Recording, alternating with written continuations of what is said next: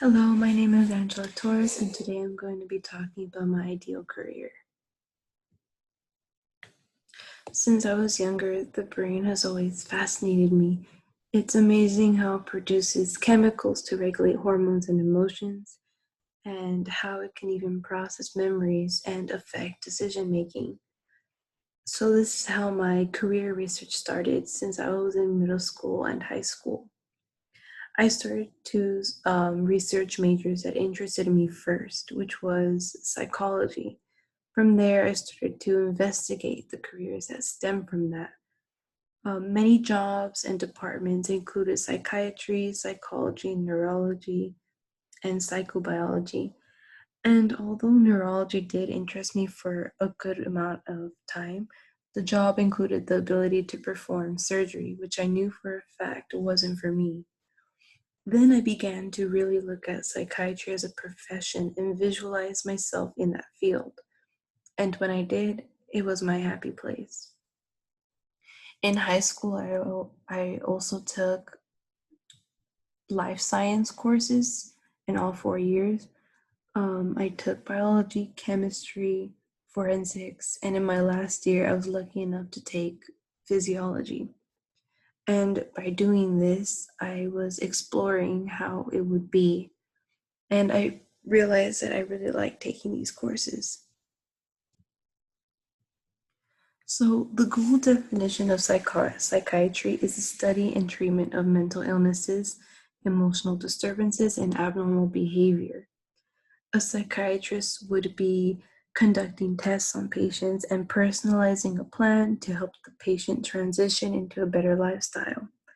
And I've always loved to help people by offering them an ear.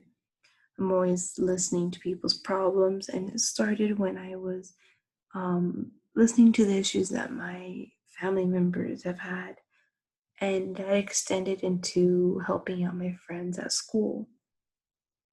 My goal was always to alleviate even a fraction of that pain or stress by suggesting a plan to better the situation. So, this job really appealed to my empathy. What were my main questions when I was looking into a career? I was wondering what sort of tasks I do as a psychiatrist. If I was a mother in the future, would this career allow me to spend time with my family? Like, what was the work life balance like? All of these questions worry me because I knew that I wouldn't risk my happiness for an unpredicted factor. So I began to study the career even harder and really dive deep into the details of it. My biggest fear was that I was idealizing this career, and in the end, it wouldn't be how I had hoped for it to be. Here are some tasks that I would be doing in this workforce. I would be prescribing medication and treatment to patients while monitoring the effects of those prescriptions. Part of this would be designing the prescription plans and adjusting it based on the patient's reaction. Um, Another part is counseling and testing. Counseling patients is an important part of the job in order to see the improvements in the problem area. I would also be conducting tests, analyzing the findings, and keeping a record of the results. One of the wonders of this career is that education never stops. It's essential to be up to date with new information and studies, which is something that I love to do.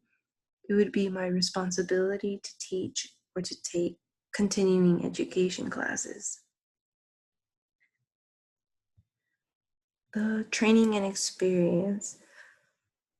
So, the first step would be to get a bachelor's degree.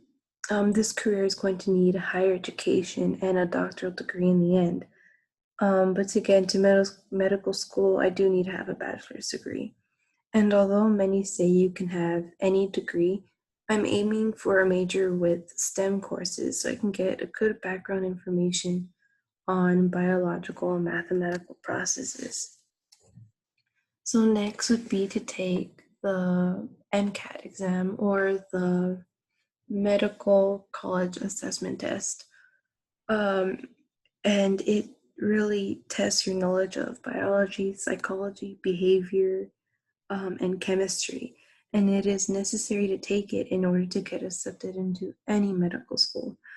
The next step from there would be to attend and graduate from a medical school in order to attain a psychiatric residency. Medical school takes about 4 years.